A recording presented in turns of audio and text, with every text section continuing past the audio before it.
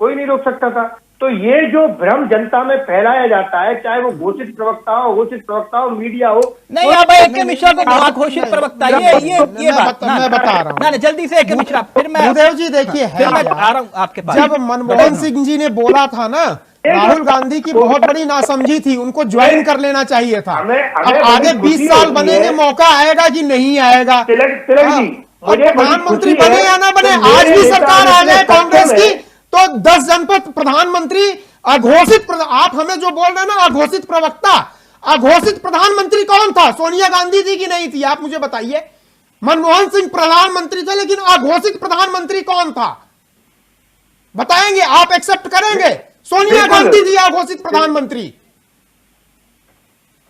सीताराम को जो है कांग्रेस अध्यक्ष पद से हटाया था, तो सोनिया गांधी के पास क्या पावर थी? बाथरूम में ले जाके बंद कर दिया था।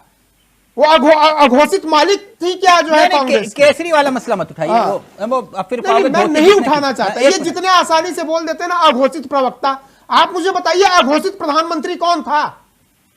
नहीं, आप प्लीज व्यक्तिगत नहीं, व्यक्तिगत। प्रोफेसर साहब एक मिनट अभी बीजेपी के प्रवक्ता ने माना उत्तर प्रदेश कि वाले उनके पास छोटे मोटे दल हैं। उत्तर प्रदेश वालों ने ऐलान किया, बोले कि 11 सीट देंगे, उससे ज्यादा नहीं। पता ही नहीं, बैठक हुई नहीं हुई, ये तय कर दिया कि भैया 11 सीटों पर लड़ो तो लड़ो, वरना जय श्री राम। देखिए भूदेव जी जो विद्वान प्रवक्ता बैठे हैं, ठीक है, वो संवैधानिक और आइडियल आदर्श परिभाषा है भाई लोकतंत्र में, जिसको जिसके साथ रहना हो रहे। हकीकत क्या है?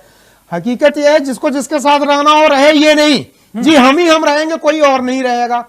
ममता बनर्जी यही बोल रही है ना कि बंगाल में हम ही रहेंगे कोई और नहीं होगा।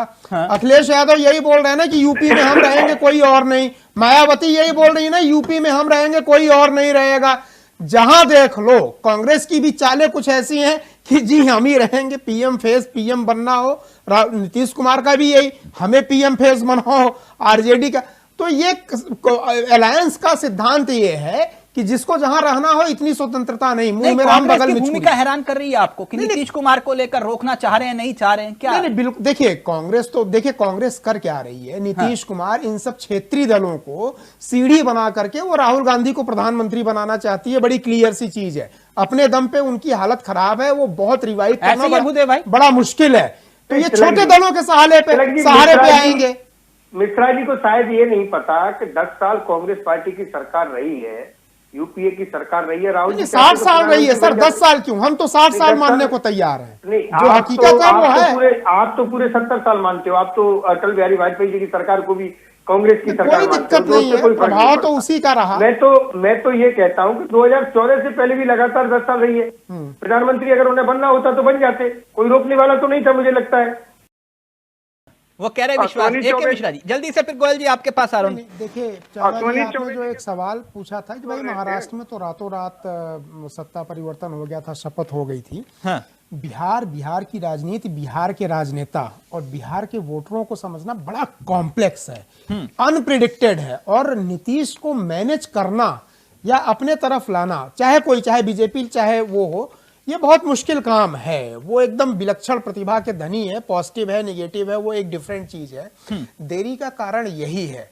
देखिए नीतीश को भी ये लग रहा है कि हमने गलत गठबंधन कर लिया। कह रहीम कैसे निभे बेर केर को संग, वो तो झूमत मस्ती में फाड़त उनके अंग। लालू प्रसाद यादव के साथ रह के अब आरजेडी के भी नेता जो है बहुत स्ट्रिक्ट डिसिप्लिन में रहते हैं, क्योंकि वहां केवल परिवार का हो सकता है। उनका 20 साल का लड़का 60 साल के किसी नेता को ऐसी बात बोल दे और हिम्मत नहीं। लालू के साथ रह करके काम करना, बेर और केले के पेड़, बेर और केर का संग है। तो हो सकता है नीतीश को ये चीज लग रही हो। कांग्रेस के हाथ में कुछ है लगता है आपको? नहीं, कहां पे कांग्रेस के हाथ में? जो उनके 10-12 विधायक है ना, जिसके बेसिस पे कांग्रेस बार्गेन करने की नहीं, ये इंडिया गठबंधन वाला कह रहा हूं खेल। अब नहीं, इंडिया कांग्रेस के हाथ में। देखिए कांग्रेस के हाथ में ये है कि कहां उनके हाथ में जो था, जो स्ट्रांग शुरुआत की थी, हाँ। रेत की तरह उनकी मुट्ठी से एक एक पार्टियां फिसलती जा रही हैं। हाँ। ममता दीदी अलग, अखिलेश यादव कांग्रेस को 80 सीटों में 11 सीट दे रहे हैं, ये तो मजाक है। किसी ने बोला, कांग्रेस ने बोला भी था ना एक जगह कि 3 सीट दे रहे हो तो भीख दे रहे हो हमें। ये कांग्रेस ने अभी एक दिन पहले बोला था। तो मेरे कहने का मतलब कांग्रेस को तो समझ में नहीं आ रहा है कहां समेटे। चुनौतियां उनके लिए बढ़ती जा रही हैं और कोई उनके पास पॉइंट भी नहीं है, कोई उनको एक्सेप्ट करने को तैयार नहीं, उनका अपना वजूद ग्राउंड पे बड़ा कमजोर हो गया है। क्वेश्चन ये है कि यहाँ पे 0.1% ही उसकी संभावना हो सकती है। बीजेपी भी बड़ा फूक फूक के कदम रख रही है। यह चीज भी हो सकता है कि यह एक पॉलिटिकल स्क्वायर यार्ड हो, चक्रव्यूह हो, जाल हो, भ्रम जाल हो। नीतीश कुमार वाकई में बड़े, हो सकता है नीतीश और आरजेडी कल मिल जाए, दोनों मिले हो तो बीजेपी की इमेज को बहुत बड़ा डेंट लगेगा, ये भी एक हो सकता है। इसके चांसेस बहुत कम है। डॉक्टर धनोज मना कर रहे हैं। डॉक्टर धनोज नहीं, वो ठीक है, क्या मतलब, क्या वजह क्या है आपकी? ये भी तो हो सकता है, राजनीतिक संभावनाएं हैं, वही एक बात कह रहे हैं। नहीं, इसके बिहार की बात है इसलिए मैं बोल रहा हूँ। यहाँ के नेताओं के ऊपर विश्वास नहीं है, कब कौन क्या कर। क्यों नीतीश कुमार पर विश्वास नहीं है? मेरी बात आरजेडी को भी बड़ा विश्वास था। ये